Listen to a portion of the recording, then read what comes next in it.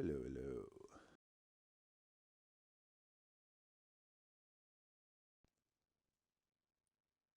So I wanted to talk a bit about the hitboxes in Rocket League and the importance of the car you choose. Because it's not so much about the car or the hitbox, but it's about what your brain thinks that the hitbox is. That means that not every car or no car at all is the same as the headbox because the headbox is a simplified geometrical shape that is inside the compounds of the actual body of a car, no matter which car you choose. It's rarely to never gonna pop out outside of your visual limits of the car, the actual car. So you got the Octane here and the Fennec are the most used cars. And that's not so much because they are just better, it's just because the headbox is kind of like the best average between all the other sorts of headboxes. So the flatter you go, the more chance you have of missing a ball that comes above you if you're playing flat. So if you have a flat car, you're gonna have to apply a different style of playing to avoid losing ball contact or losing 50-50s. So by having a car that is higher, you have more chance of hitting the ball, obviously. Of course, there's also disadvantages in having higher cars because the higher you go, the more it will go at cost of handling. So if you take like a Merc, you have more chance of hitting a ball if you're just driving flat on the floor because the car is higher. But once you start flipping into the ball, the height of the car doesn't matter that much because then it's about the rotation that your car makes. And if you rotate a high car or you rotate a low car, they both have the same rotation. So then it's about the length of your car. So if your car is shorter, then the flip is gonna be quicker and you're gonna have less contact zone. If you have a very long car like this Maestro, then your rotation flip will take longer because the car is longer, so it needs more time to rotate along its own axis. But you do have more chance of getting a hit, but it goes against the speed of the flip itself. So with your Merc, you're gonna have a very fast flip because it's such a short car. It rotates around its axle a lot quicker, but that will also be a disadvantage if you're too quick and if you're too close to your axle and you have no no escape room whatsoever. So I'm gonna run over the cars that I have because uh, there's a there's about a few. Let me look that up.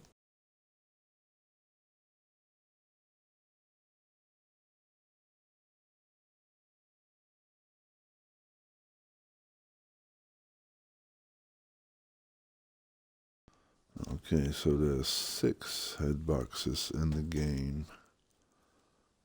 So that are the standard. So there's a lot more cars, so but they all are fixed onto those 6 standard hitboxes. Some people say there's more. I think there's more differences, but might come down to suspension and things like that. So what the game says that the 6 hitboxes are is Octane, Dominus, Blank, Breakout, Hybrid, and Merc.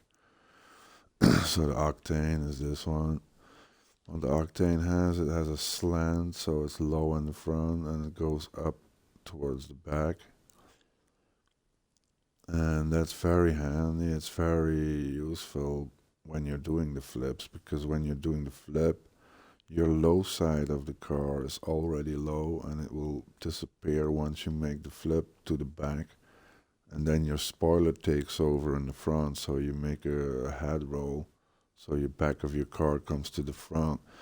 That means that your spoiler is often gonna be the one that hits the ball if you're flipping straight into it without a diagonal spin. So the spoiler is higher at the back of the car.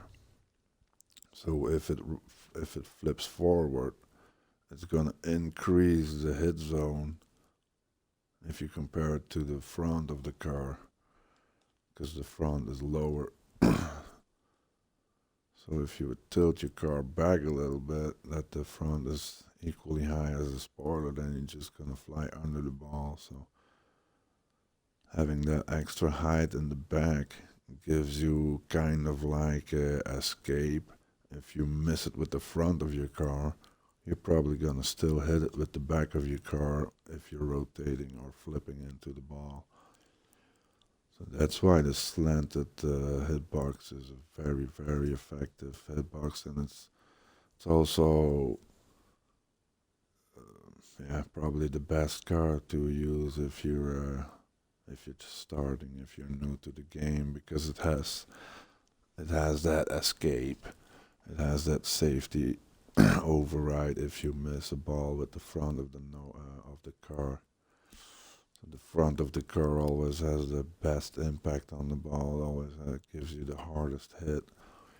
So that should always be your aim. From then from Octane you go to Dominus, Dominus flat car.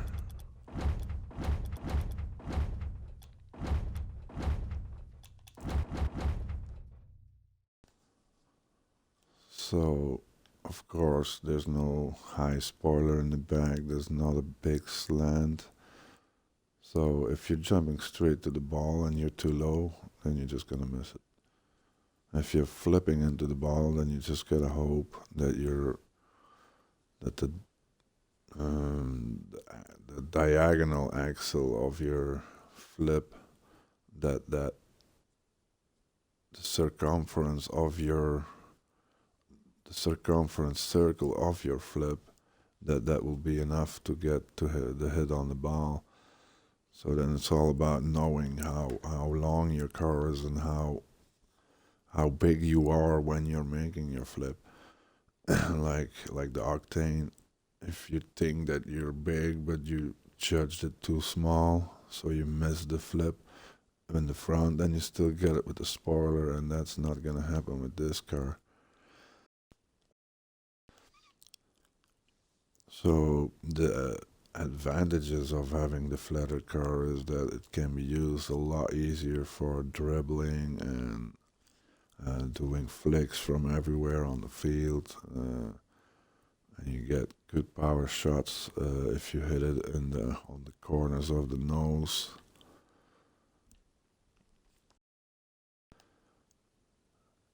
But yeah, it depends, a whole different playing style. Also, when you go into the air with the flat cars, it's a totally different feeling. Um, a little advantage that they have is that I said they're more stern in their own line. So like the Fennec or the Dominus have a more stiffer feel in the suspension, which is a slightly lower clearance. The car is lower on the floor, so it has a stricter line. That means that your octane has a lot more flexible suspension, so the turning of the octane is a lot more flexible. It has a better turning radius, but that doesn't matter if you're just handbrake turning or power sliding. But if you're just traversing the field at the light speed boost, then those things do matter.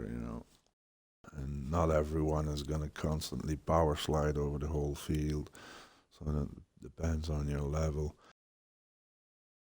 So for lower levels, I would not suggest a flatter car because there's more chance that you're gonna fumble and miss on the ball. When you go deeper into the dribbling and the carrying the ball on the top of your roof and flipping it and things like that, then you can try to use the flatter cars more.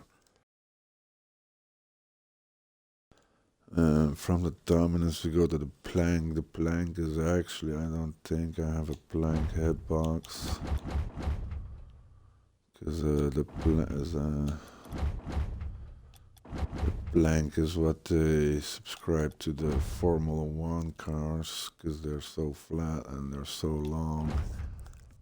I think even some Batmobiles are in it, because they're just so flat and long. I don't really have the list of the cars that are all in the plank hitbox, but it's just even lower than the Dominus hitbox, so all the things I said are just gonna be increased with an even lower hitbox. Now it does give more advantages. Paladin, no, I don't think that's it.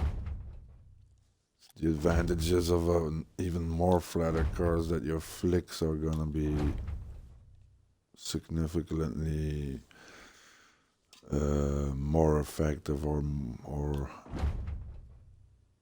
they're gonna launch harder, and you're gonna have more options with your ball flicking. But that's more of a advanced mechanic. I thought this might be it, but it's still pretty high. Sentinel, yeah. This goes more towards the Batman size. See, this is a very small car. See how big this is. And then we go for the plank hitbox to the breakout. Breakout I have in here too. That's not too far from the Dominus, I think.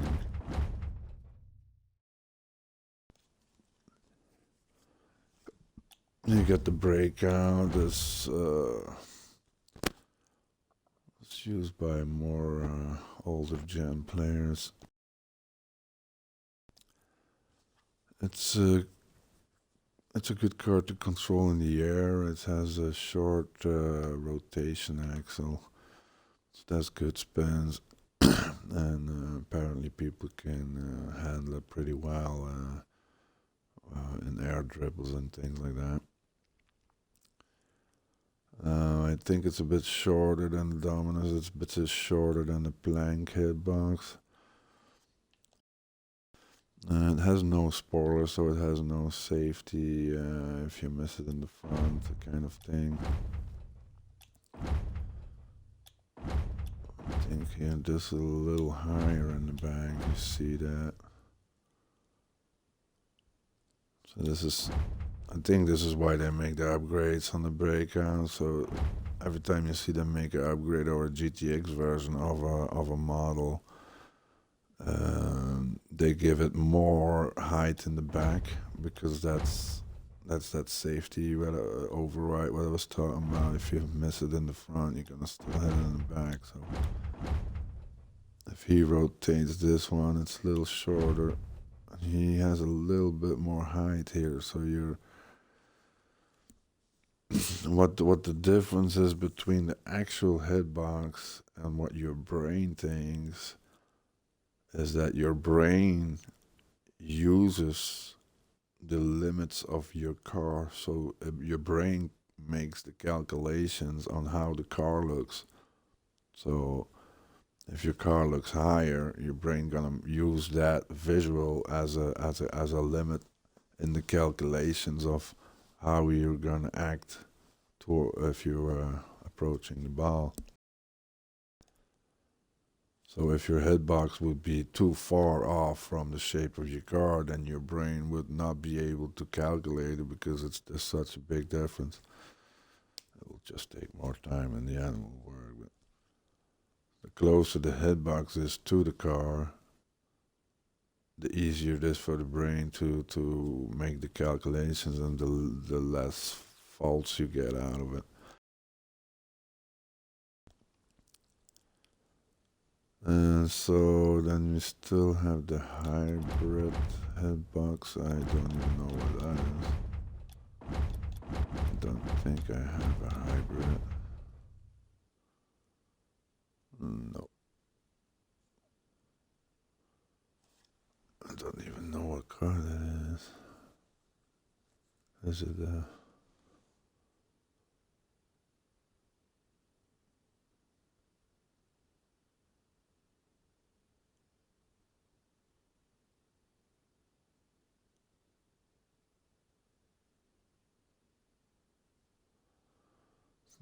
they're talking about the Nissan.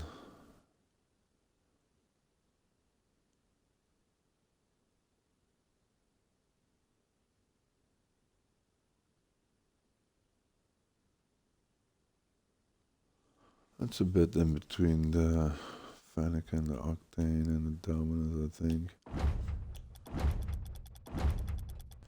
And then you have the Merc that I earlier mentioned, the highest car. Like I also put up the truck here earlier. You got the Nimbus. Oh no, it's the Nomad. So you get the very high head box. And it looks more, it comes closer to a cube than to a rectangle. So if you use if you rotate or spin a rectangle, you will have more areas of where you can specify your spin. Like if you're spinning a cube, it will spin in the same way every time because it's the same on every side. And with a rectangle, you have a longer side and you have a smaller side, so you will have more difference in your rotation, so you have more options in that way. That's why the higher head boxes are often seen as a bit of a disadvantage in that way. What was the other one? The other one is you got the Roadhog here and the Roadhog XL. Now, oh shit, I don't know how other people see it, but I see it as rookie cars because they're just so big. So rookies, they try to or they tend to play more on the floor. They're less likely to go into the air or go onto the walls and do shit like that. So when you just stay on the floor and you wanna, if you're gonna use a bigger head box, you're gonna theoretically have a better chance of hitting the ball or blocking the ball when you have a bigger car than your opponent. But again, that has its limitations once you start going into the air or onto the walls.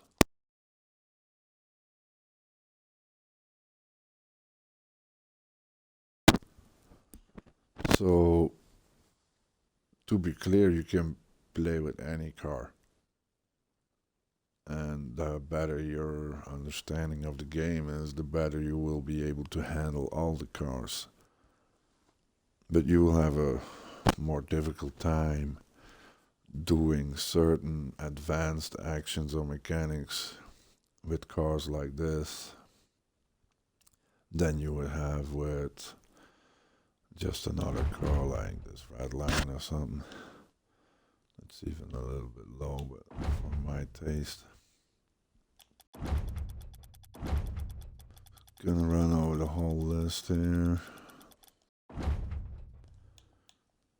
So the octane, yeah, it just has it all. It's like the perfect combination of headbox, suspension, flexibility, uh, shape of the headbox, which is larger in the back than in the front. So it has a little bit of the best of everything, and unless you're looking for a really tight line.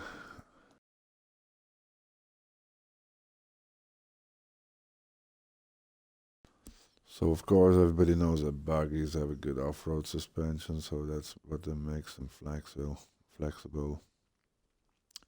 So that also means your turning is gonna be quicker, easier, but it's also gonna be more flexible in the air. So if you're leveling up and your play moves towards the air more, then this car is gonna be harder to control than a car that has a more straighter line, a more rigid suspension that will stay rigid more in the air. So then you have better control of your lines in the air. So with the octane, your lines become very flexible too. So if you miss the slightest control or motion in your joystick, then your aerial control is gonna fail with the octane because it's so flexible. So it's you need a lot more specific controlling ability.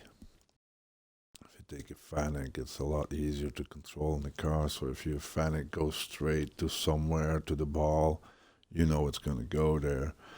And if you rotate it with your aerial rolls and your aerial direction buttons it will still follow that same line.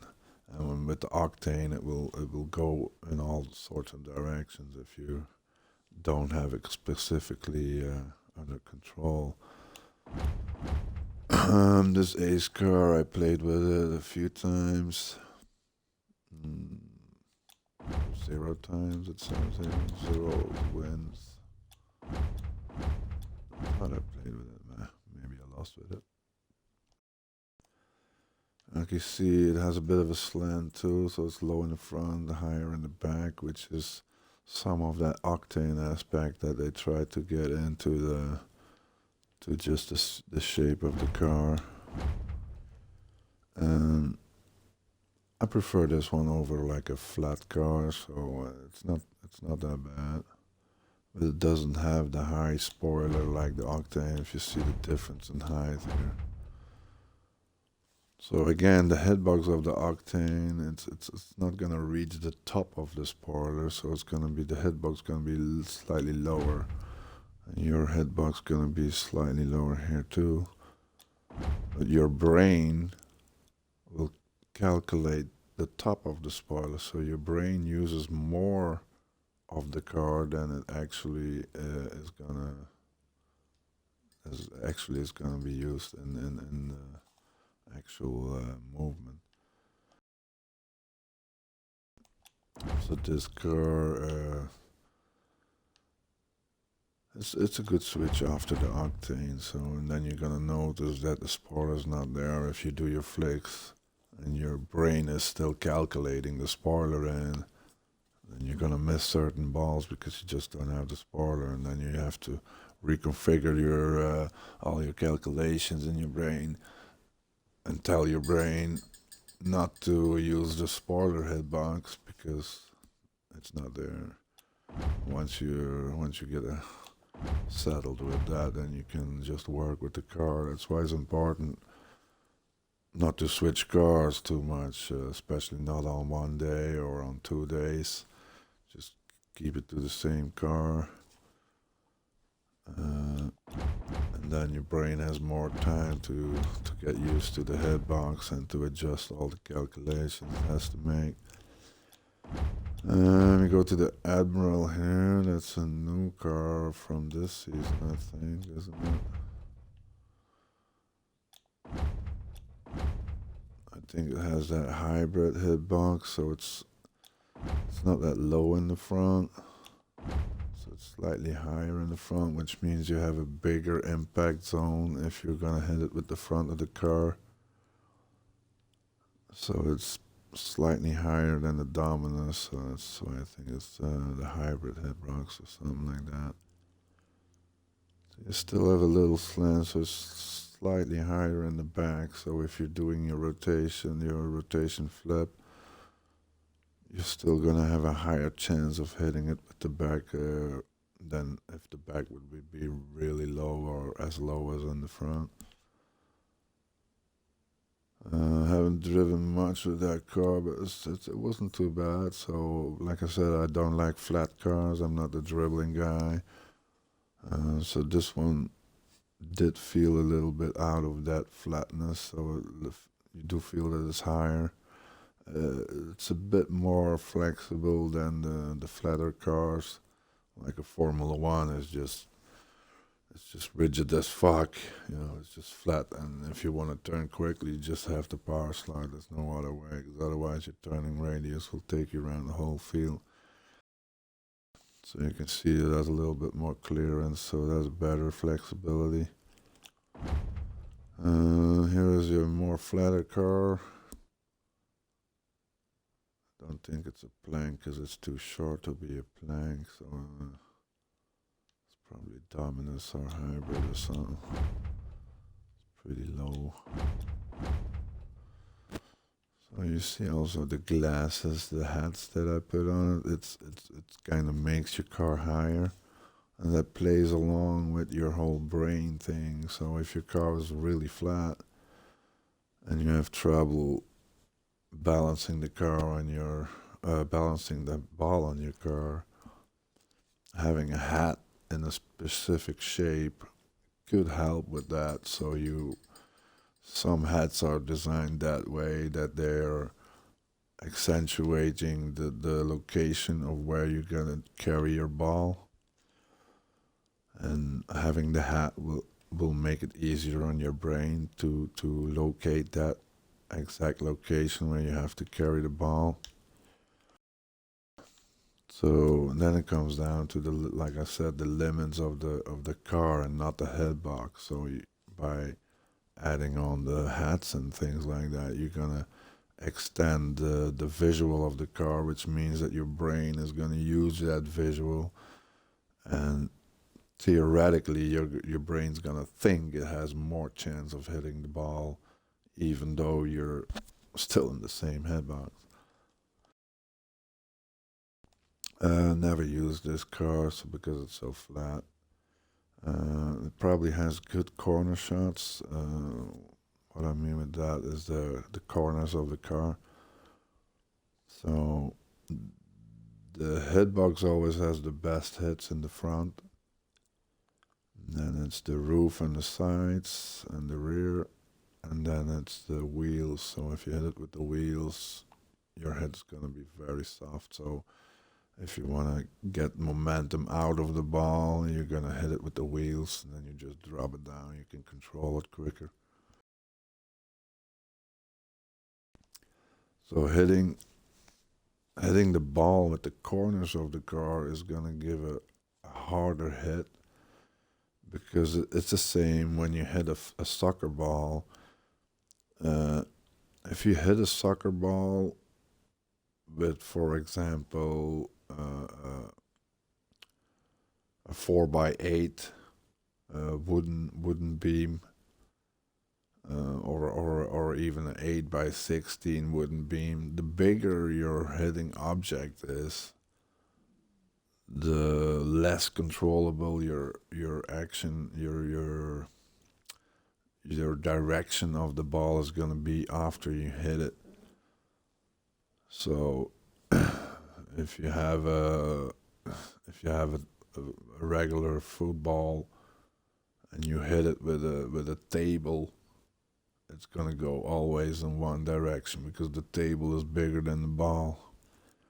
If you're gonna hit the ball with a baseball bat, the ball is gonna be able to fly in all directions because your baseball bat is so small and the ball is bigger than the bat. So then the location of the bat on the ball when you're gonna make the contact, it's gonna decide where the ball is going.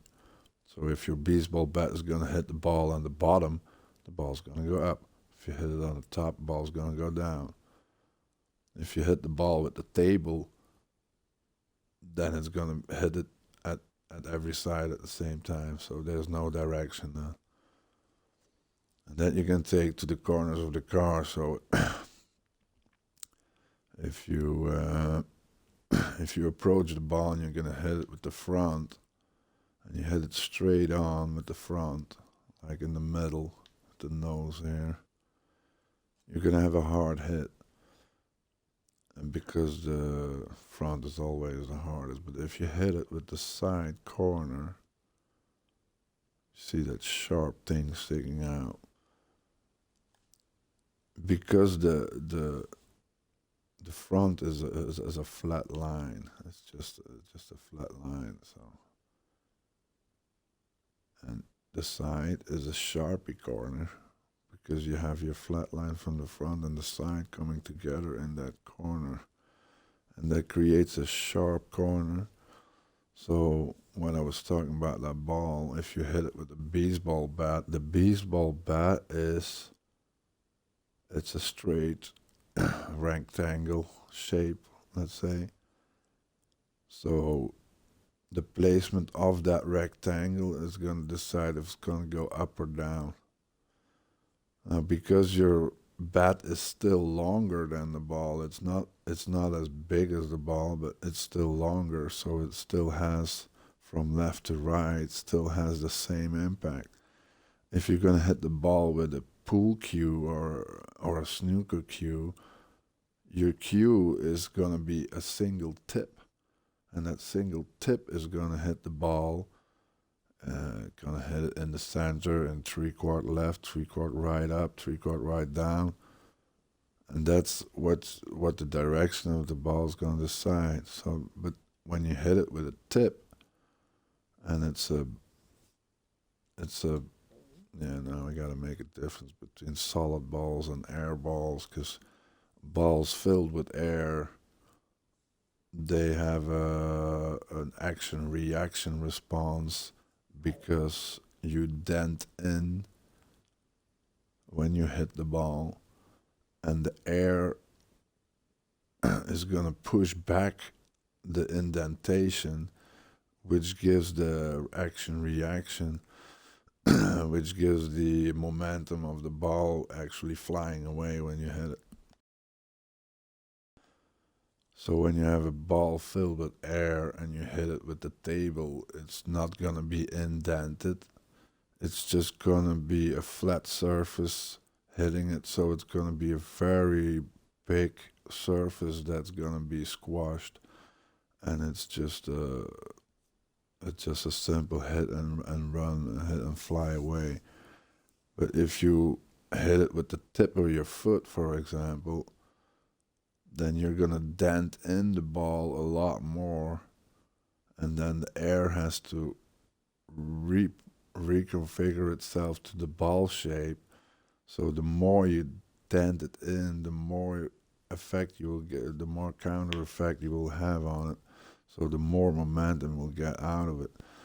And that's what the corners do. So if you hit the ball with the corner of the car, because it's so sharp, it theoretically has a deeper impact, a deeper dent in the ball, and the ball has to put more energy into reconfiguring that round shape so it's gonna fly away even quicker.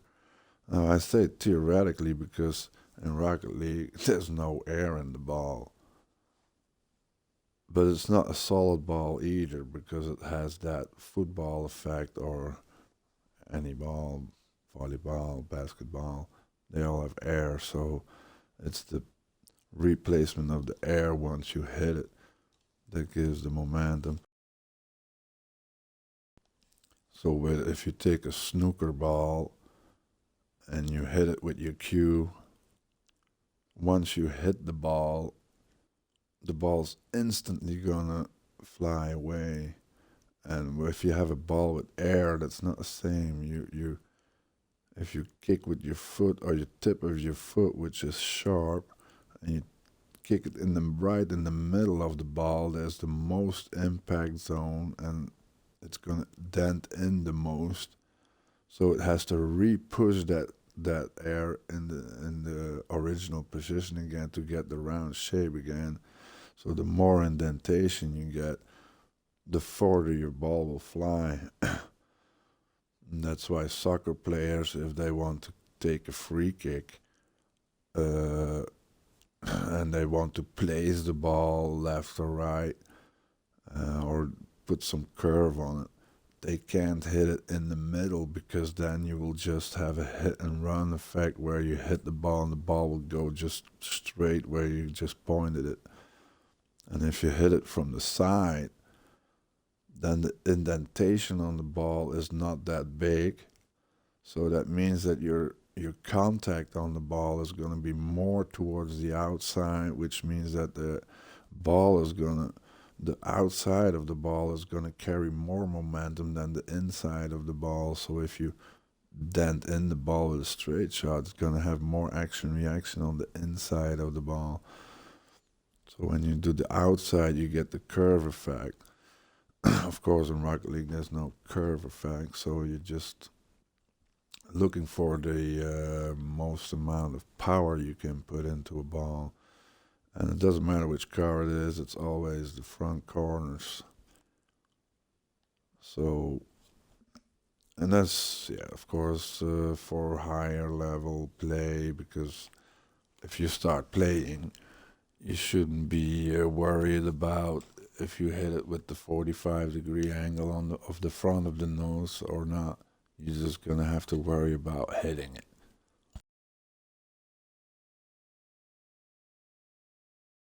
And then it's all about not overplaying your own capabilities, just stay within your own level.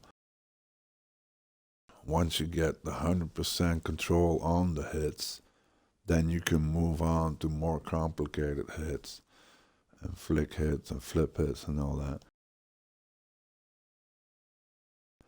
But yeah, I never tried this car. I think it has a pretty good power shot on it with these corners if you hit it right.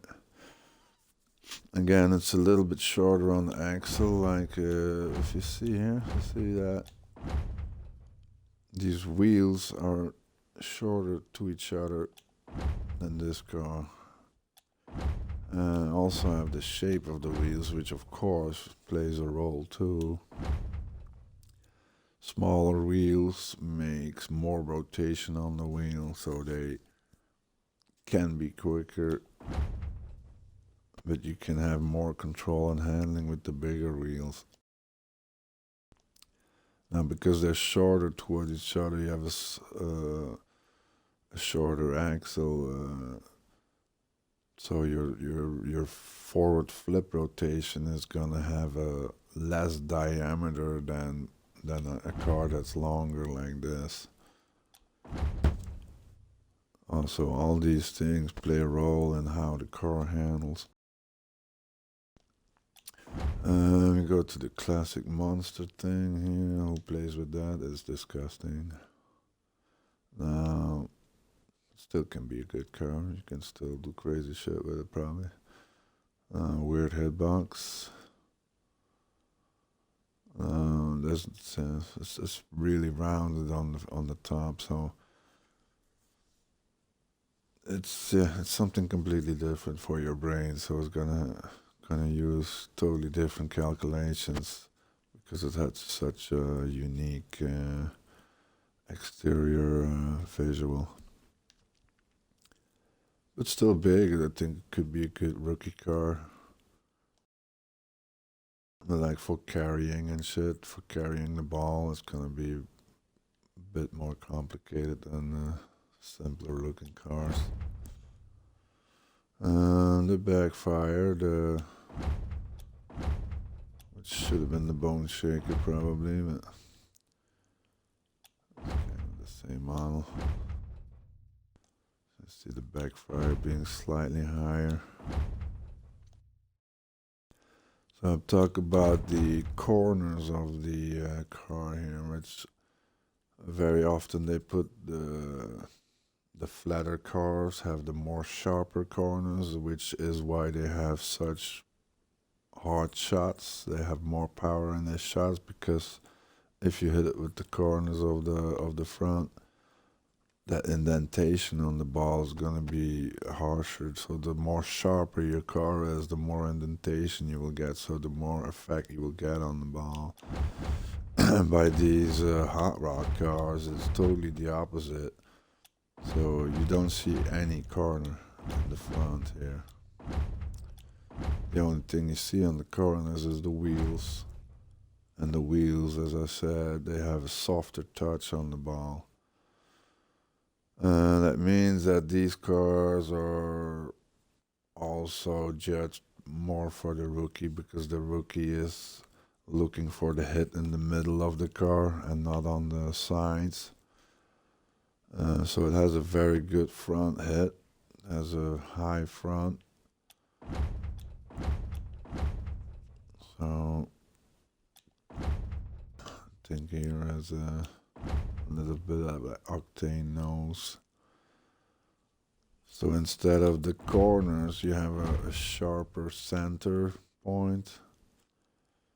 So you get more power out of your center shots if you hit it with the center of the nose here. What it also has is that the wheels are more exposed, so you have a better visual at your wheels. So for example, if you want to go into an aerial and you want to have a flip reset or things like that, it's easier for your brain to calculate it when it sees where the wheels are and where you're gonna have to hit the ball. That's purely visual. So I also would say that the suspension or rigidity of the car is still pretty flexible. It's a lot more flexible than like a flat car, for example. Now again, there's no spoiler in the back, so you see there's like a height in the middle. So it goes up in the middle and then goes down to the back, which means that if you do a rotation forwards, it doesn't have that spoiler that's gonna catch anything that you miscalculated or something. So if you miscalculate, you're just gonna miss it. There's no safety spoiler that's gonna catch it. But overall, they're pretty fun cars to drive here. These ones, they have a pretty good headbox. Or I should say, like the relation between the headbox and the actual visual of the car. You don't have to calculate for many missing things in the brain. We go to the brake cam. We already have that. Oh, it's such an ugly thing. It looks better nowadays. Centennial, bit of an over designed car. Never was a fan of it. More of a flatter headbox. It's a bit wider. See, it's got the very wide front. So a wider front gives you a wider range of hits. So if you're approaching a ball and you have like a very narrow octane nose or something, and the ball is on the left of you, you're gonna have to flip further away to get to the same point as this car would have to do. So because the car is wider, once I make the flip to the left or to the right, it's gonna quicker reach that point because it's so wide. So if I'm driving forward and the ball's coming from the left and I can't reach it quick enough just by driving there or steering there, I have to shit, I'm using the joystick. I have to flip to the left. So that means I'm probably gonna hit the ball with the right tip of the car here. And because it's wider, when I'm making that flip, you just flip to the left. And then when the car reaches it, it's already gonna reach the tip of the corner of the front. And then you're gonna have a hard hit on the ball. And if you have a smaller car like this, it's gonna take longer until you reach that spot, or you might even not reach it at all. So your calculations is gonna have to be different. So you're gonna have to calculate more distance, or you're gonna have to include more action or more momentum in your flip, so you can reach the same location at the same moment than if you would have used a wider car like this. Of course, the wider your car is, the more it goes in against handling and things like that. So it takes away from the flexibility. So your straight lines are gonna be easier, but the cornering and all that is gonna be a bit more difficult. You got that Cyclone's got like that sports car look too. As you see, it takes away a bit from the width here. As I talked about the corners being important to get hard hits here, you get them short fins sticking out, and it's exactly those fins that your brain uses to calculate the corners, and because they're so sharp, this car has a pretty good power shot on it. And this one has slightly more rounded corners, so there will probably still be a good power shot, but your brain is gonna calculate it as being a softer hit than a sharper car would have. So if your brain thinks it's gonna be softer, it's probably gonna be softer because that's just how it calculates out. And you have your diestro, which is a lot more rectangle in the front. So you see the Cyclone has the curving and the diestro is straight. Now that's what I said with the cube shapes. A straighter shape is easier to judge. So you know where the corner is. It's right here, and it's right here. Where's the corner on this? You don't know because it's all round. So there's a little bit of a corner there. You have a little bit of a point on that lower lip. On this one, it's just clear. There's a corner here, a corner there. So it kind of simplifies your calculations in your brain, which is why it was a pretty good OG car, this one. So it's a little bit of a hybrid, I think. A little bit of it's not a flat car, but it's not a high car either. Probably has a good dribbling control. Then we go to the Dingo. I think the Dingo, they released it to be a flat car with a higher shape, like a crossover between a Dominus and a Fennec, for example. So you see that the front is higher than a low car, and it has that Fennec nose. By that I mean that it's slanted towards the top of the nose, and not like a sports car, which is slanted towards the low end of the car. So you see that it goes down towards the tip of the nose, which is on the bottom. Is the longest, and here you have the different slant on the front, like the Fennec. See, the Fennec has the same slant. It's slanting upwards, so the the top of the front is more forward than the bottom of the front. And with the Fennec, you see like a little carbon thing sticking out of the hood. And it's that thing with that lower lip thing that gives you like a parabolic hitbox in the front. In the end, it's still a flat shape. If you look at the hitbox, it's just a flat shape. It's just a rectangle. But it's your brain that makes the calculation. So your brain looks at that car and sees like, oh, if I hit it with that top carbon part, it's gonna be a sharp hit. So that's where your corners are instead of the sports car. And this has not a lot of corners. But instead of at the bottom left right, you're gonna have your corners at the top left and top right of the front. That that makes the Fennec such a powerful car. So it has a good control in the air because it's so rigid. And the hits are very powerful because the corners of the car that dent in the ball harder than a soft edge would are located on top of the nose. So if you're turning your car upside down and you're gonna hit the ball downward, those edges are still gonna keep the power on it. Like if you would do it with this car, it wouldn't have the power. You're gonna have to hit it with the middle of the nose because the sharpness is right there.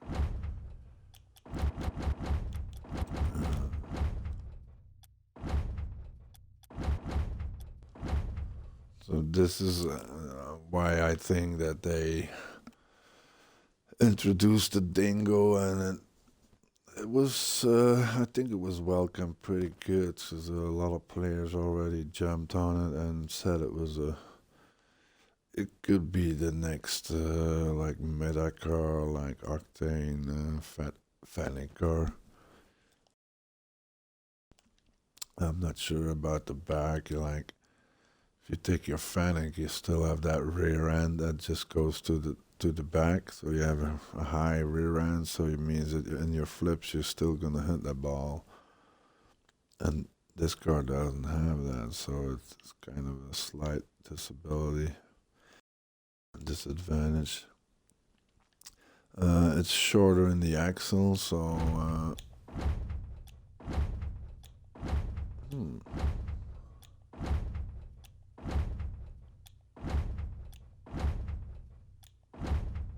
it's not that big of a difference with the Dominus, let's say. See how far those wheels are out of from each other here. So you get a very long wheelbase here, and you get a very short wheelbase here. Also, you see that the wheels are bigger on the Dingo.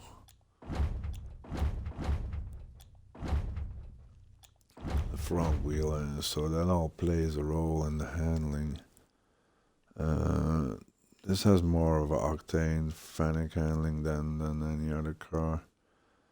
And I think it's the Fennec shape of the front, and that gives it the rigidity of the Fennec more than the Octane. Yeah, it's a pretty good car. Dominus. Actor 1, yeah, this is just to be cool, right? You get a very long axle, you get a very long car, which means that the rotations, the flicks are gonna take a lot longer because has a lot bigger spinning axle. But your visuals are very high, so it's kind of the height of a Merc. So if you're driving flat on the floor, you're gonna have a good headbox. If you just jump into the ball, you have a good height on it. But for competitive use, I would say no because there's just too many disadvantages about it. Emperor flat car kind of feels like the Dominus. Might be slightly more flexible because it has a somewhat of a better flexible feeling in the suspension. Doesn't really have the sharp edges, but you got some nice like I would say Lamborghini angles, even with the sides on the end of the light on the lights there, and the nose sticks out in a little tip, as you see. So I would say that the tip in the middle always is more of an advantage for a rookie player than someone that has more experience, because those people you tend to use the side corners of the nose more because they get more power out of it. So your little tip is a good aiming point for your brain to hit the car and to hit the ball in the middle. Other than that, didn't use it that much because it's a flat car, and all the upgrades they put on it are a bit ridiculous. But it might give a different hit on the ball. I'm not sure about that. I haven't played enough with it. And oh yeah, we saw that earlier. Very, very rounded car. So roundness is the opposite to sharpness of corners. So triangles and squares or rectangles are the opposite of circles and ovals. Now, a car that has round shapes can be used easier to get the momentum out of the ball than a sharp car. Because sharp angled cars, when they hit the ball, it's gonna often be a hard hit because the angles are so sharp. So the indentation on the ball is always gonna be bigger than with a car that is softer and rounder.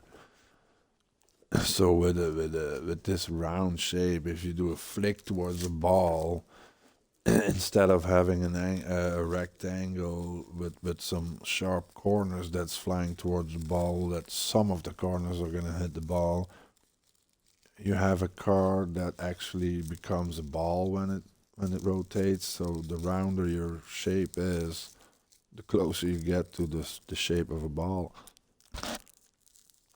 And if you hit the ball with a ball, it's just a soft touch because there's no sharp angle, there's no indentation, because the one object is gonna have the same shape as the other.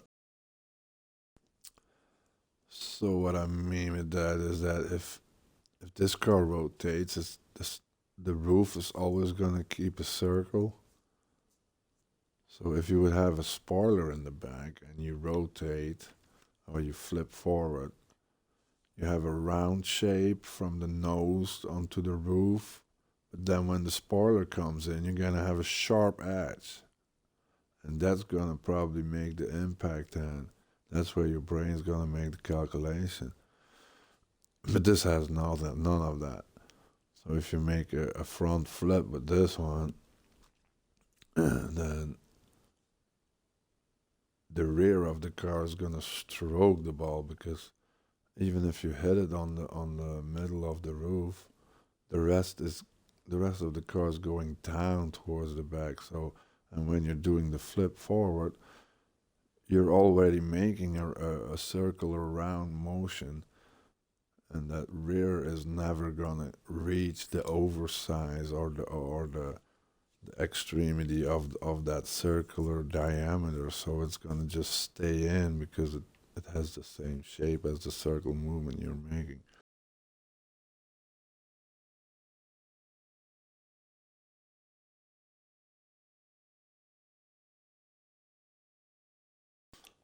Fanning said something about that. So the yeah the most obvious difference between the Fennec and the Octane is just the suspension. so that decides how the car handles. And that also translates into the air. Like I said, the octane is very flexible, so when you take it into the air, it's gonna be flexible in the air, which means you have better options to change your direction. But if you have less control of that, you're gonna have a harder time keeping it into line. And the Fennec has more control of the line, so it will be easier to keep it in line, to keep your car in motion, and try to do soft adjustments.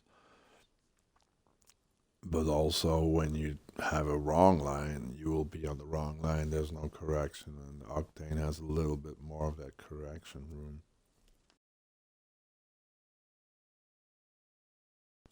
Let me go to the Gizmo. There's a piece of shit who's gonna drive that, other than wanting to annoy the opponents or embarrass them if you're really good at it. So it doesn't have sharp angles at all, doesn't have sharp corners, but it does give you the corners on the side. So I never play with it. Probably has a mediocre power head on it. Not gonna waste too many words on this. Got this car from good friend Harbinger. I think it was just a prequel to the regular car brands that were coming out, like the Ford with the Raptor and all that.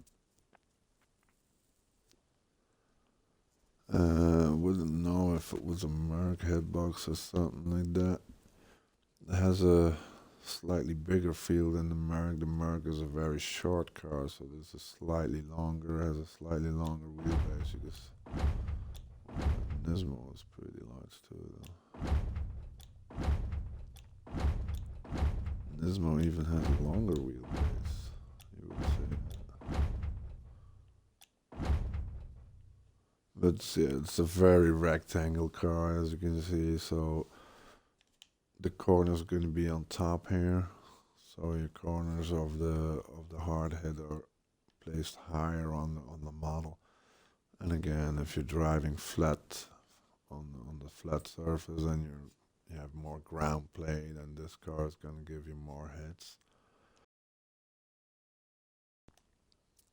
And that's where a lot of players, when they start the game, they don't think about it and then make the mistake by taking a flat car, and then they just miss half of their approaches or hits just because the car is too low for them playing. You need more skill to be able to handle the flatter cars, or to be able to get the hit when you need it. So a bigger car gives you a kind of a safety for if you would miss the low hit, then you will still get the high hit because the car is just bigger. It's kind of something like that.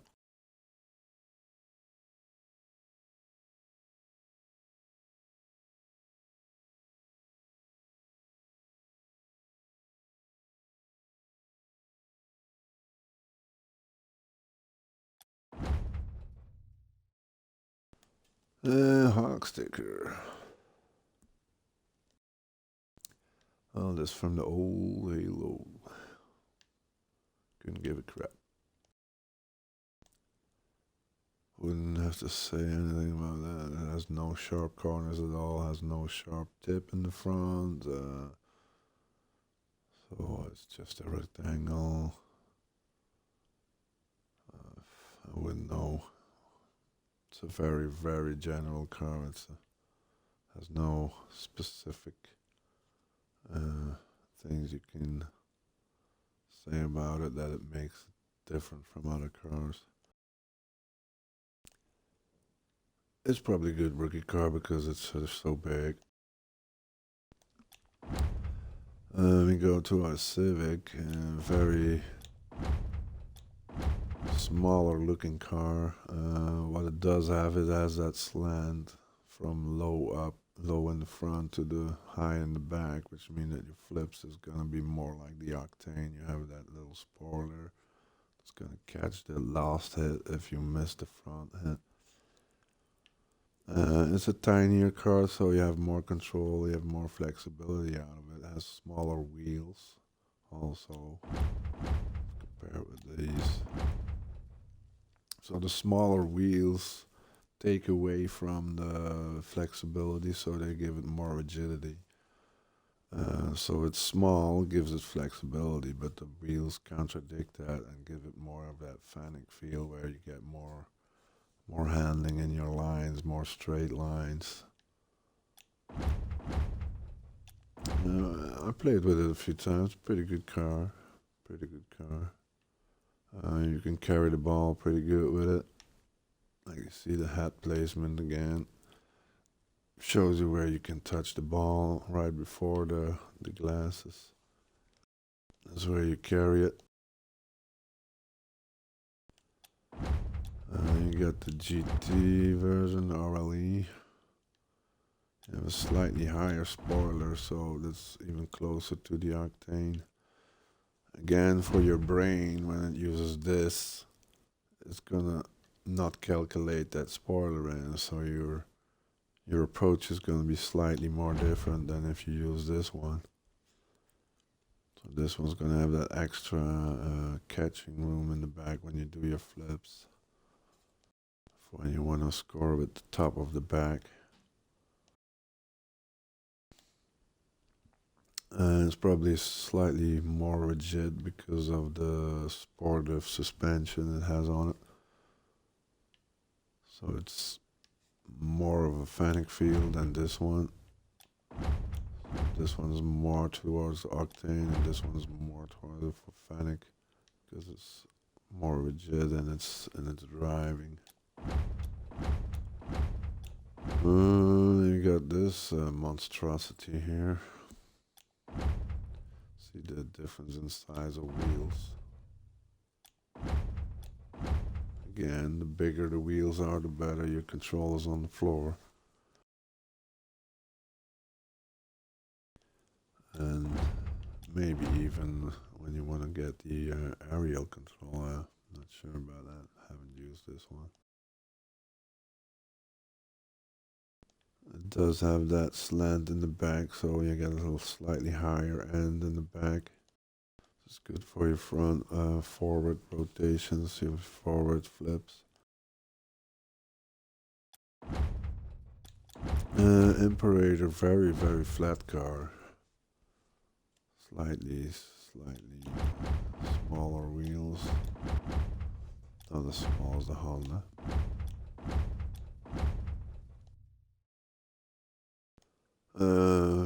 Very close to the Dominus. It doesn't have the sharp angles that the Dominus has on the front. You see them little gray fins sticking out. Gives that, try to give that visual where it still has that sharpness on the corners. But the Dominus is more rectangle, so the corners are sticking more towards the outside, which means that your rectangular box is closer to the hitbox actually, so your brain's gonna have a better time or better accuracy when it comes down to hitting the ball with the corners of the front. So here you get a softer, softer front, slightly more rounded. It means that your brain's gonna calculate it slightly different than if you would be using a Dominus. Good carry car, but yeah, it demands more skill because it's flat. You get the Jaeger. I like that one. It also has a flat head box, but it looks slightly more higher. And it also looks shorter axle than the Dominus or the Imperator here. So you get a shorter end. You get that spoiler that acts as a visual for that extra room if you make your forward flips.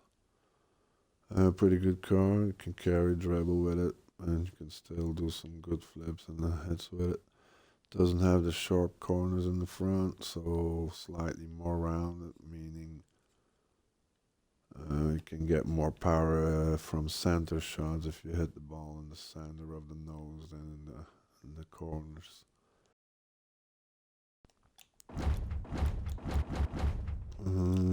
Lamborghini, that's a buy. That's just aesthetical, isn't it? It has good power hits in the front. Not the dominance corners, not the sharpness in the sides, but shorter of axles, kind of a mid in between. Has a good height on the spoiler and the back. But I wouldn't use it competitively because it's too low for me.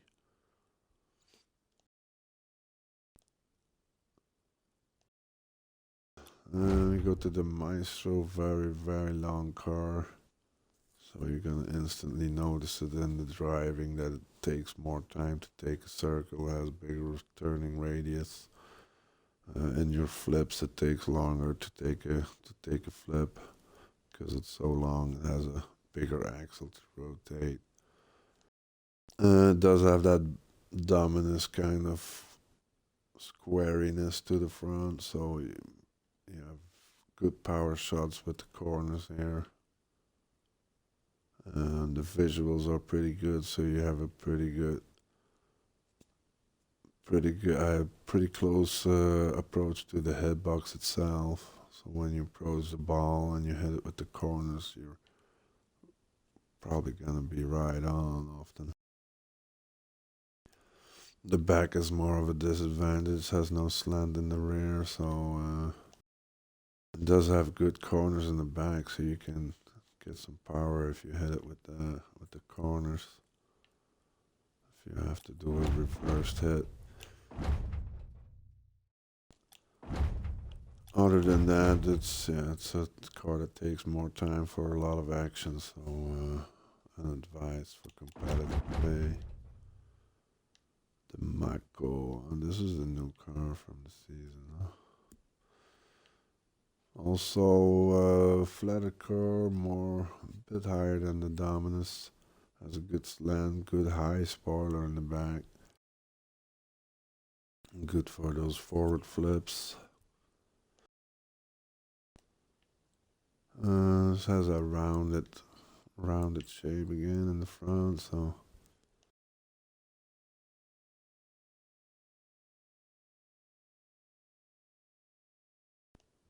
I haven't played too much with it. Might be a hybrid hitbox, I don't know. We go to the Marauder, it's almost a Hammer. Got slightly more rectangular headbox, slightly more higher. It's not as high as the Merc, so it still has more flexibility to it. Got a good axle. See that Merc axle is slightly shorter. You got bigger wheels. So you got more distance here. You got better straight line. Like the shorter your car is, the more wigglier and twitchier your straight line is gonna be. So if you turn a little bit with the wheels, you're gonna turn more quickly with a shorter axle, shorter wheelbase than like with a longer wheelbase. So very short turning radius, a longer turning radius. Might have a good hit in the front with all the iron here. Good, that's a big headbox in the front, so it's a good rookie car.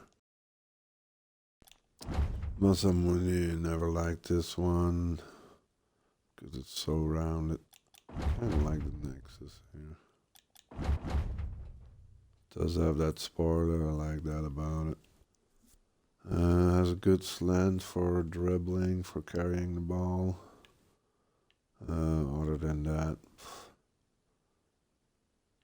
doesn't really have the corners in the front to get the hard head, so it's more of a rookie car, I'd say. Next Next is slightly sharper in the bottom. Still no dominance corners, no dominance sharpness in the corners, so it's really rounded. So your contact areas are this back spoiler thing here and the front nose. You could have some good hits from the roof and the side, so that's why I say a rookie car has good escape routes, which means that if you miss it with the nose and you're flipping your car into the ball, it's still gonna hit it with the roof or with the sides, and it has a good body on it, so it's gonna have still a good hit on the roof. Like if you would hit it with the roof with this one, it's gonna be totally different.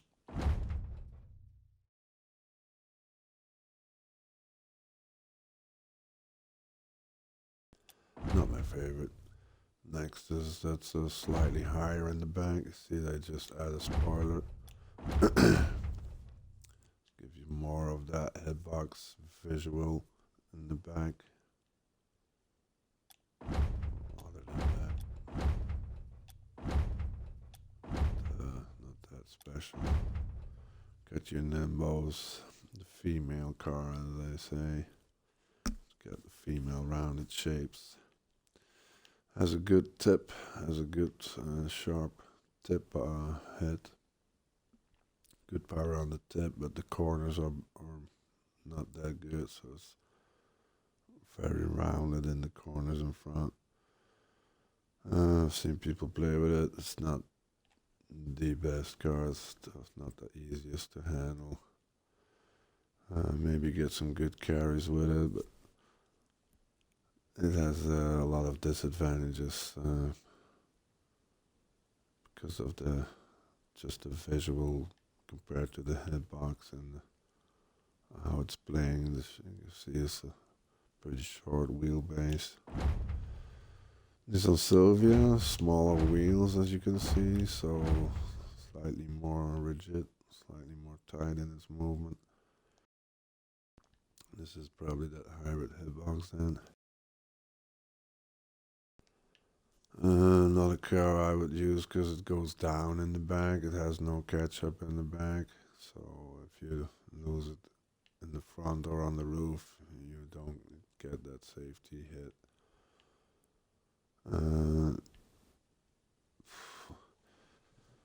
It's going towards the Fennec with the rigidity of the suspension and all that. It's a good flicker, so but other than that, nothing too much to say about that. The extra spoiler doesn't add too much. See, the height stays the same in the back. So I think it's just slightly more rigidity with the RLE version. The Nomad, yeah, it's just a Merc that's been rounded off a bit more. And again, the roundedness gives your brain more trouble in calculating where the corners of the hitbox are. So I would rather use a Merc because the Merc has sharper corners and it's easier to calculate it than with this round shit. So if you hit the ball with this thing, it's like hitting the ball with a ball. It's hitting the ball with a round object, which just doesn't give you that big indentation on the ball that we talked about earlier. Got the spoiler on here. Other than that, doesn't change a lot. Very unhandy car to drive. Octane, then we go to the ZXR. That ZSR is, I don't know. I don't see it as an improvement. The front is more ugly. It looks too wide. It looks too fat. It's like they merged another car on it or something. See, this is how a buggy should look. Yeah. See how the fenders just go over the rear wheels there in the back. It's just disgusting. I mean, what? It's a disgusting design.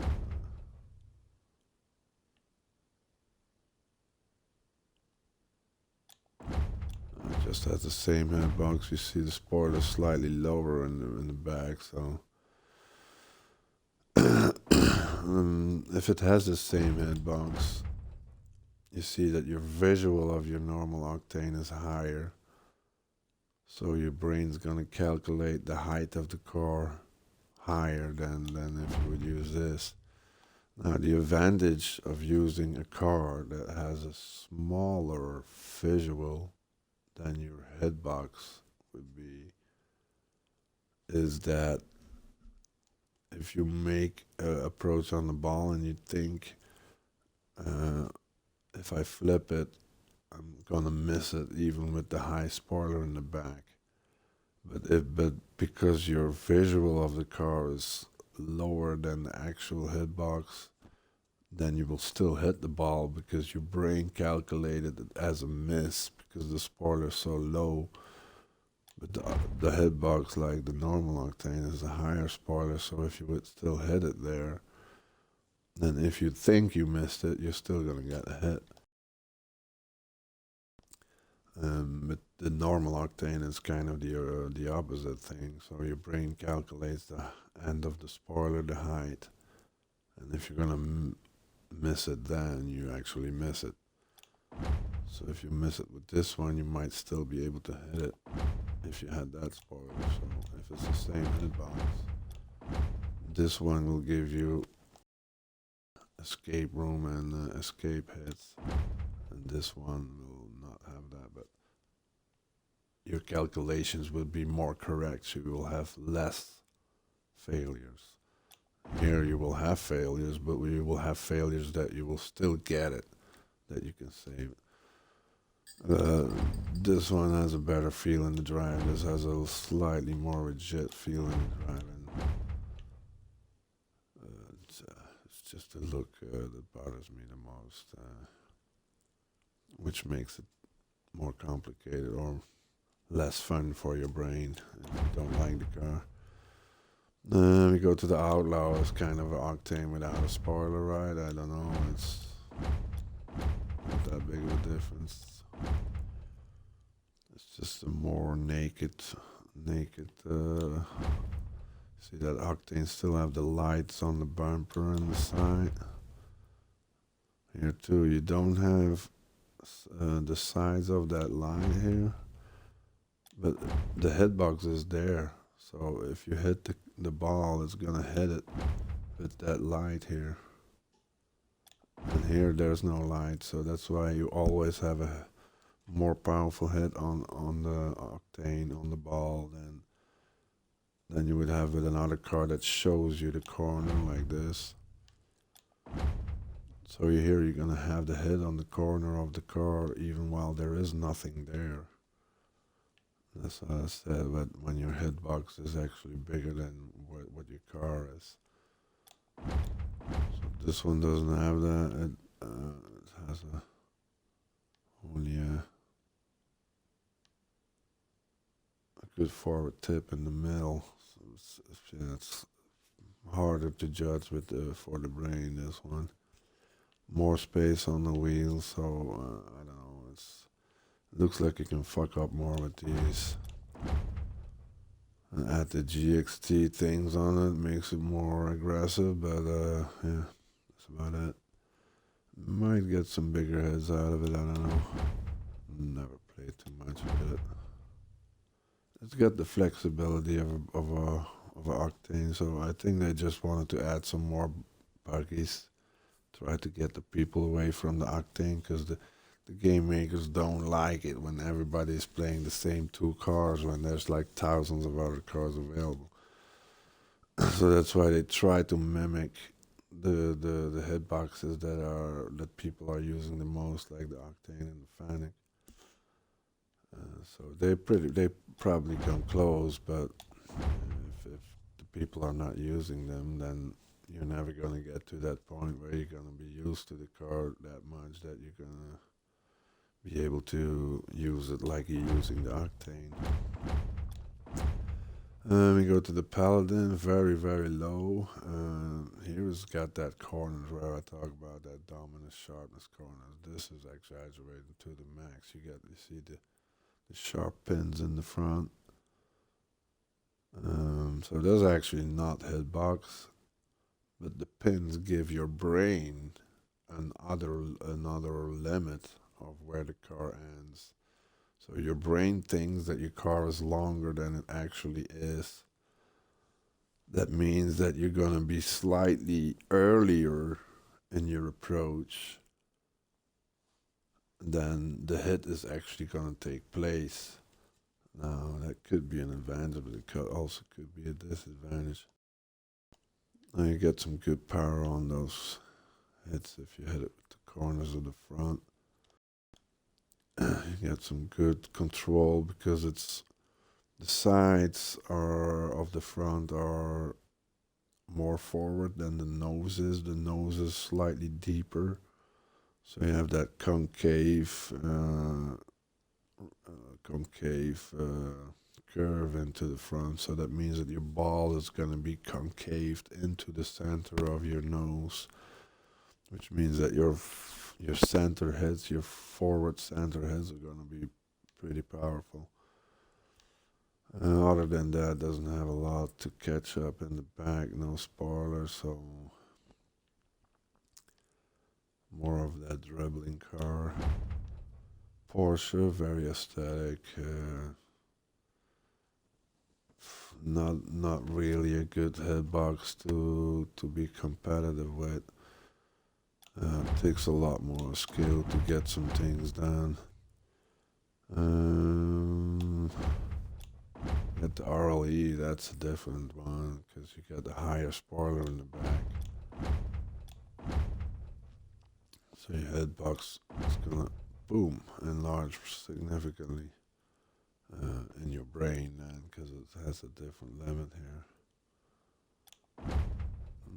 This one is it's cool, but it doesn't have the effectiveness of the RLE version. It has a good catch up in the back with that spoiler. Has pretty good hits. Doesn't have the dominant hitbox, I think.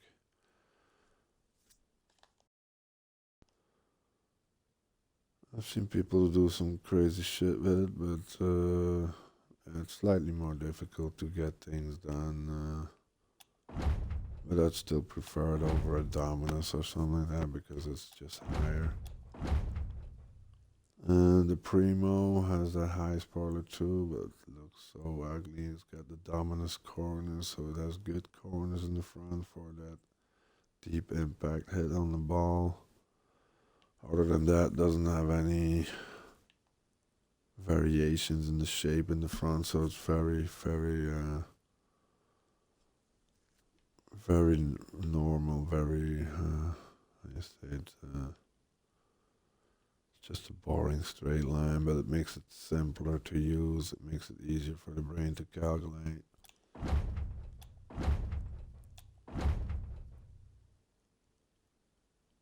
But like for aerial control or something, I wouldn't suggest it. See, it has a pretty long wheelbase here, a small wheel in the front, big wheel in the back.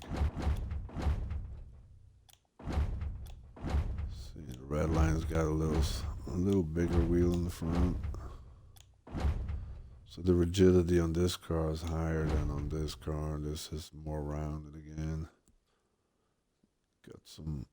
They made some sharp angles on the corners here. Slightly more tipped than the Dominus, which is more wider. I have 5 wins with it. I think it was a good dribble car. I could dribble the ball better with this one than with, for example, a Dominus, because a Dominus is so flat. You have a little bit more height here in the back. So visually, it was easier for me to use it as a dribbling car. And Ripper, again OG here, has that sharp shit in the front, which gives your brain the thought that it's gonna rip the ball apart. Other than that, no spoiler, so doesn't have the height in the back to get a good safety hit. Other than that, it's cool, but it's not really a competitive car. Roadhog,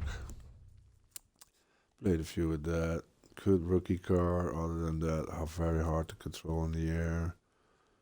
Your rotation and flicks are gonna happen really quick because it's just a short axle.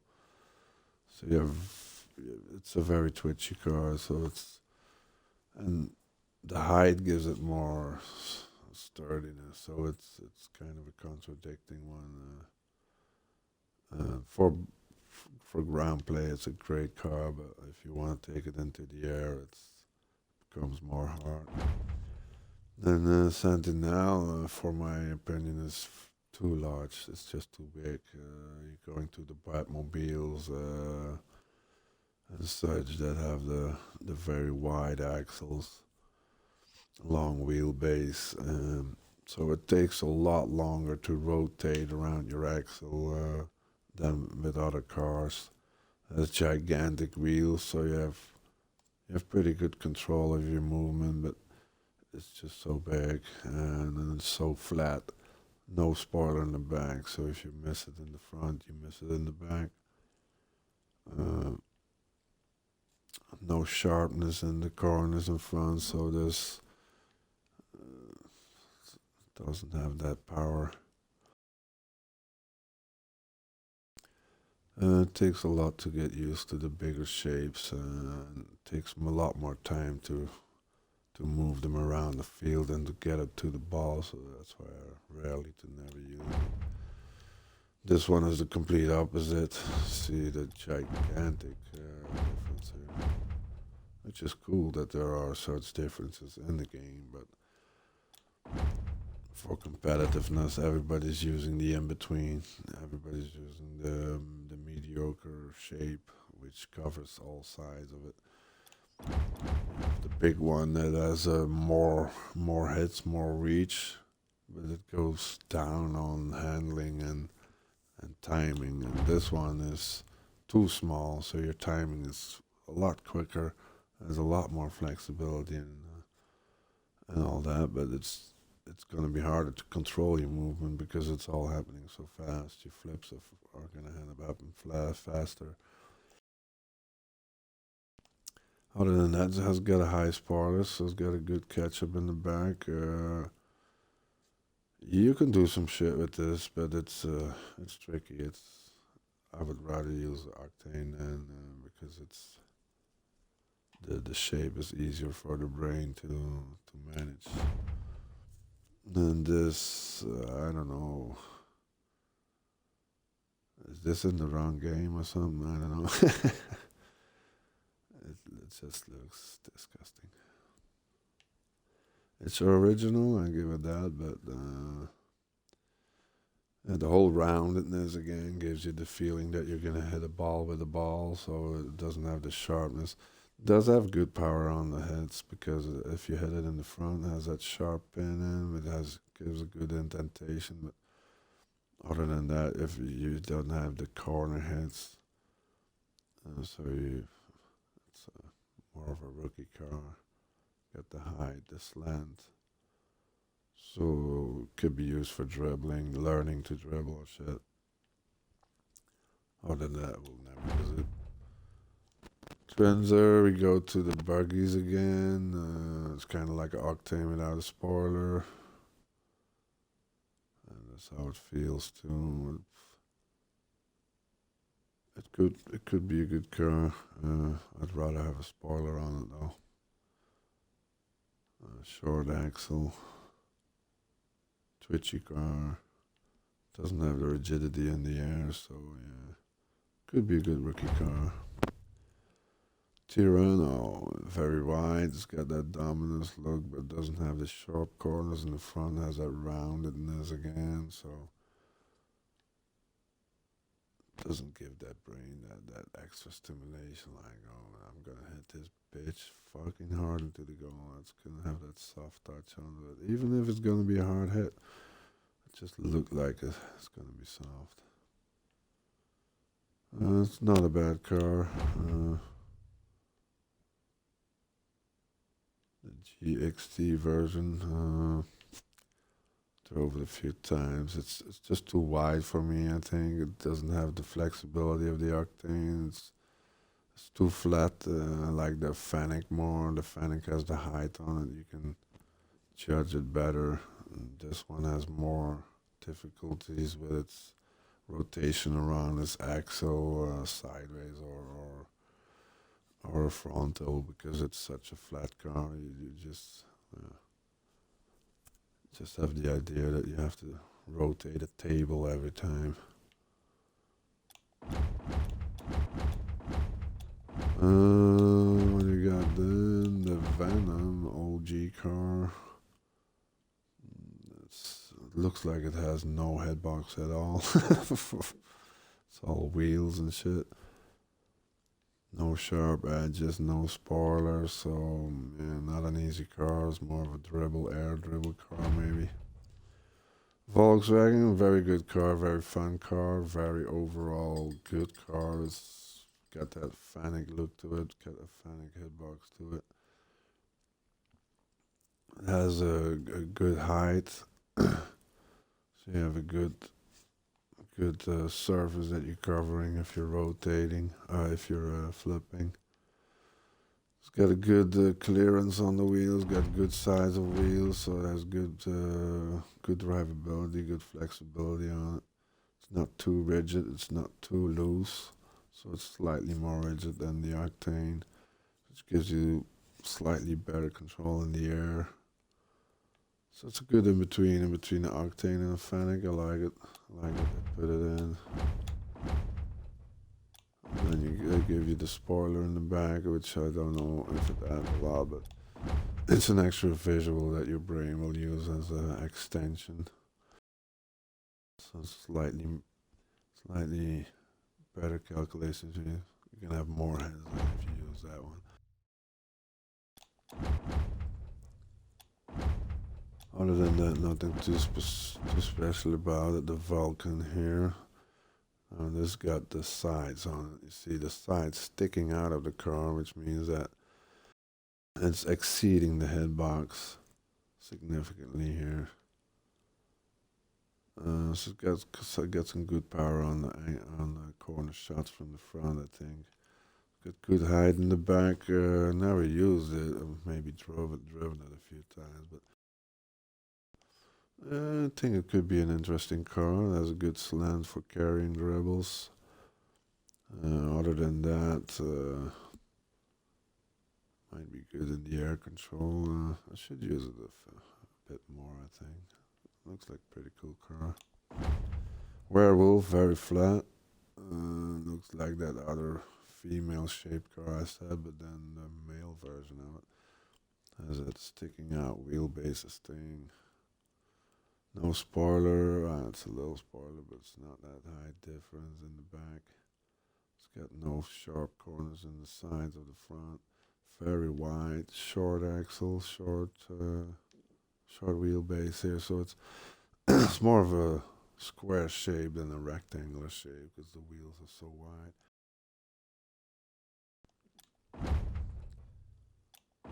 See how the wheels in the front are very narrow on this car here. So your head box on the sides is wider than the wheels. And here your wheels are wider. So those things are significant when you make air dribbles, or you're gonna try to get your flip resets on the ball. That's where your wheels play a role. How good do you see the wheels? How good can you judge the location of the bottom of the car where you have to hit the ball to get the flip reset? So it's gonna be easier with this one than with this one. I wouldn't use it in competitive, it's too wide. I think at the X Devils, slightly the same shapes, got that more narrower front here. No sharp edges though, it's got the iron bars. Could probably give some good power if you hit it with the nose. No spoilers, so it's have a little miss in the rear top. I'm not sure about the carrying. Looks like a very unhandy car. Never used it. So that was my car list and my explanation on how the hitboxes work and how your brain uses the hitbox to get the play down.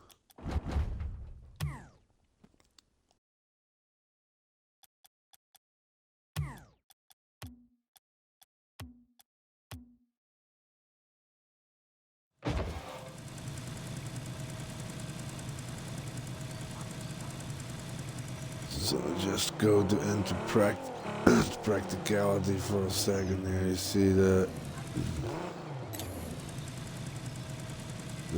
slant on the hitbox on the nose here.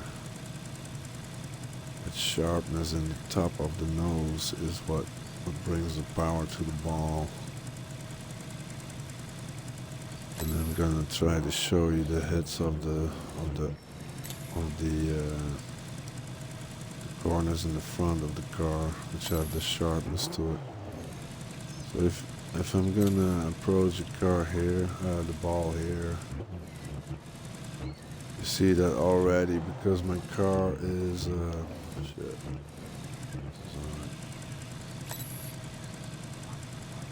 Because my car is slanted not towards the bottom of the front, but towards the top of the front. It's gonna hit the ball first with the top of the nose right here. See that? So if my car would be lower in the front, lower in the top of the front, then I would hit the ball with the bottom of the car. And that's why the fanning is so effective, because the nose is higher in the front, so you have a better hitbox to hit the front of to hit the ball. See where the hitbox is now, slightly above where the nose actually is. So your 45-degree hits is what I mean with the corners of the front. So if you hit it, this is full nose. Now I can hit it with the side of the nose like this. You see how much power it gets out. So if I just hit it with the middle, it's not going to be as powerful as I hit it with the corner. So if you want to get a shot on the goal, if I do a shot like this, it's going to be a soft shot. Then in the contrary, if I hit it with the corner of the front of the nose like this has more power on. So this is just hitting it with the full front, which means that the impact is reduced because you have a larger surface that is hitting the ball. And if I take the corner of the front, you have less impact zone, which means the indentation on the ball is harder, which means there's more power coming out of the ball. And there's more action and reaction.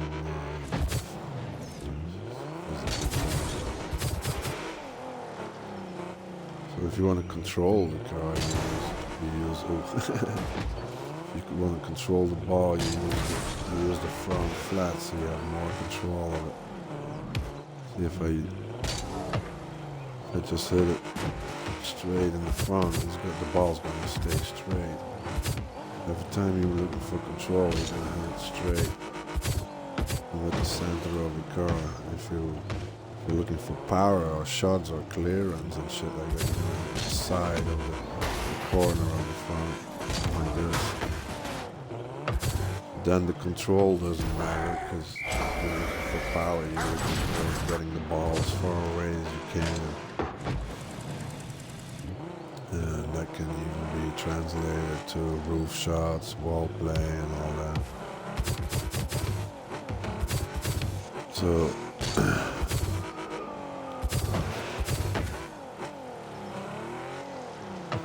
think that's about it.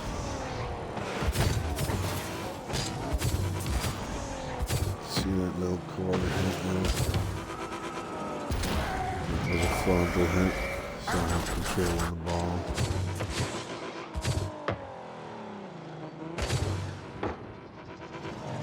Just control to keep that ball in line. So the more rounded the front of your car is, the more harder it gets for your brain to judge how the ball is going to react. Like with any car, if you hit it in the middle, it's going to go straight. That's simple. But the problem exists when you're going to hit it like this. And it's not 45, it's not 30, it's not 15. Which angle are you taking that? So with this car, it's gonna be easy. It's gonna hit it in the sharpest corner on the right of the car. But if your car is round in front, then it's gonna be a lot harder for your brain to judge where that roundness is actually gonna hit the ball and how the ball is gonna respond on that. So if you think the roundness is hitting here, but your roundness is actually hitting here, then you think that the ball is going here, but the ball is actually going here. And that's what the big difference is between the hitboxes and how your brain judges it. I've hoped to be of assistance. I'm gonna try to put on some more tutorial videos for Rocket League. There was probably a need for it. Thanks for watching. See you next time.